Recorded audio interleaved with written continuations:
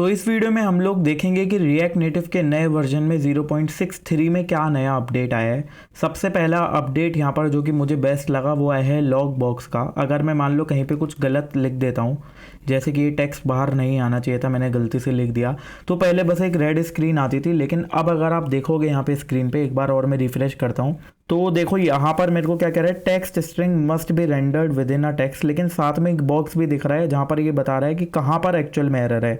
तो application dot JS में error है, लेकिन कुछ एरर कोड्स अभी ऐसे हैं जिनके लिए जो यहाँ पर आपको बीच में कोड दिख रहा है स्क्रीन पे वो ऐसा दिखेगा कि समझ नहीं आएगा है क्या, लेकिन कुछ एरर ऐसे होंगे जिसमें आपका ही कोड दिखाएगा। मान लो मैं टेक्स्ट यहाँ पर लिख दूंगा, अब अगर आप स्टेटस कोड देखोगे, एरर देखोगे, तो देखो यहाँ पर जो मेरी कोड है, मेरे कोड में जहाँ पर एरर आ रहा है एग्जैक्ट वही वाली लाइन बता रहा है। तो वो डिपेंड करता है कि आपका एरर है कहाँ। कुछ केसेस में आपका एग्जैक्ट कोड दिखाएगा, कुछ में नहीं दिखाएगा। वो टाइम के साथ साथ आई होप इम्प्रूव करेगा रिएक्ट। दूसरी चीज़ यहाँ पर जो एक नया अपडेट है वो क्या है कि जो नोड जेएस का 8th वर्जन था वो अब यूज़ नहीं होगा, यानी कि वो अब सपोर्टेड नहीं है। एंड सिमिलरली जो iOS का 9th वर्जन था वो अब सपोर्टेड नहीं है, ताकि वो लोग ज़्यादा से ज़्यादा और नए फीचर्स ला सकें और कंपैटिबल का इशू ना रहे कि ये फीचर कंपैटिबल नहीं हो पा रहे, इसलिए उन लोगों ने ऐसा करा है। तो अब नोड जेएस का आपको 10th वर्जन मिनिमम चाहिए होगा, एंड आई गेस iOS का 10th वर्जन आपको मिनिमम चाहिए होगा। एक और जो यहाँ पर अच्छी चीज़ आई है वो क्या है कि पहले क्या था, टेक्स्ट के बीच में आप कुछ नहीं लिख पाते थे, सिवाय टेक्स्ट के सिर्फ आप टेक्स्ट लिख सकते थे। लेकिन अगर आप चाहो तो टेक्स्ट के अंदर एक व्यू भी लिख सकते हो। मान लो मैं यहाँ पर एक व्यू लगा दूँ और उस व्यू के अंदर लेट से अगेन मैं एक टेक्स्ट लगाऊँ, hey I am a text inside view. तो अब इस तरीके की चीज़ें भी सपोर्टेड होंगी, ताकि मान लो आप टेक्स्ट के अंदर क्या चाहते हो कि एक आइकन हो और आइकन के साथ टेक्स्ट हो, इस तरीके की चीज़ें आप करना चाहते हो तो वो चीज़ कर सको। आई गेस यही सोच के उन लोगों ने ये चीज़ करी है। अब देखो कोई मेरी स्क्रीन पे एरर नहीं आया ऐसा करने पे, तो ये एक नया अपडेट था। बाकी यहाँ पर एक नया कंपोनेंट आया है, जिस तरीके से हम लोगों के पास अभी तक ऑप्शन होता था टचेबल, ओपेसिटी वगैरह, उसी तरीके से एक नया आया है यहाँ पर प्रेसेबल।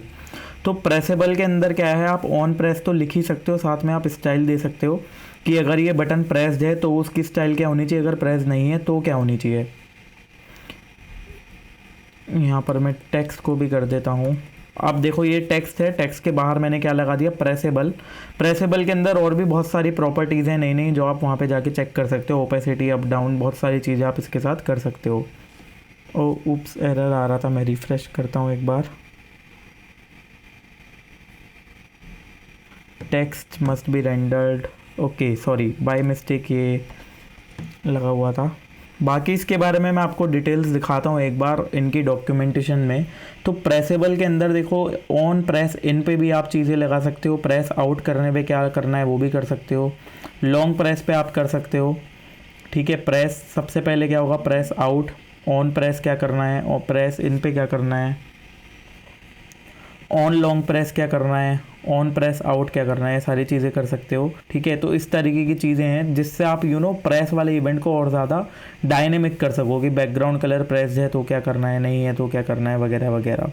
तो एक ये नई चीज़ आई है। बाकी रिपल इफेक्ट आपको देना है नहीं देना है, साउंड डिसेबल रखनी है एनेबल रखनी है, तो ये काफ़ी अच्छी प्रॉपर्टी है प्रेसेबल वाली जो आप अप्लाई करके देख सकते हो। आप थोड़ा सा प्ले करो उसके साथ, प्रॉपर्टी के साथ लगाओ उसमें कुछ कुछ प्रॉपर्टी। प्लेटफॉर्म कलर्स आया है, तो प्लेटफॉर्म कलर्स में बेसिकली है किस लिए, प्लेटफॉर्म कलर्स क्या है कि इन्होंने अपने खुद के कलर्स दिए हैं, जैसे कि डायनेमिक कलर दिए हैं। अगर थीम डार्क होगी तो लाइट ब्लू दिखना चाहिए, अगर थीम लाइट होगी तो क्या दिखना चाहिए, ये आप iOS में डायनेमिकली सेट कर सकते हो। और बाकी प्लेटफॉर्म कलर के अंदर इनके अपने खुद के कलर्स हैं, जैसे कि लेबल का कलर, एट्रीब्यूट, बटन का कलर। तो इस तरीके की चीज़ें हैं जो आप थोड़ा सा और इनकी डॉक्यूमेंटेशन में रीड कर सकते हो। और इसके अलावा यहाँ पर अब बात आती है कि आपको माइग्रेट कैसे करना है। तो अगर आपको माइग्रेट करना पड़े, यानी कि अपग्रेड करना पड़े अपने पुराने प्रोजेक्ट को इस वर्जन पे, तो कैसे करना है। सबसे पहले आपको npx रिएक्ट नेटिव अपग्रेड नाम की कमांड चलानी है। फिर उसके बाद वहाँ पर ना कुछ मर्ज कन्फ्लिक्ट्स आ सकते हैं, उनको सॉल्व करना है। और बेस्ट तरीका क्या है, यहाँ पर ना एक अपग्रेड हेल्पर होता है, मैं इसका लिंक दे दूँगा।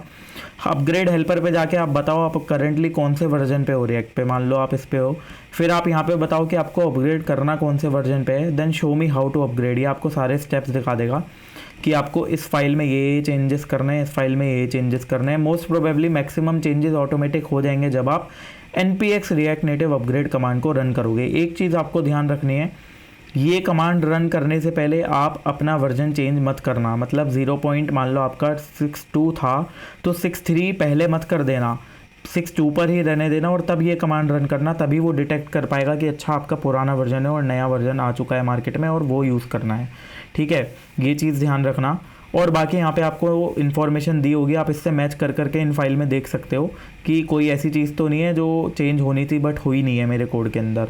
ओके, तो बस इतना ही अपडेट था जो नया आया है अपने 0.63 वर्जन में।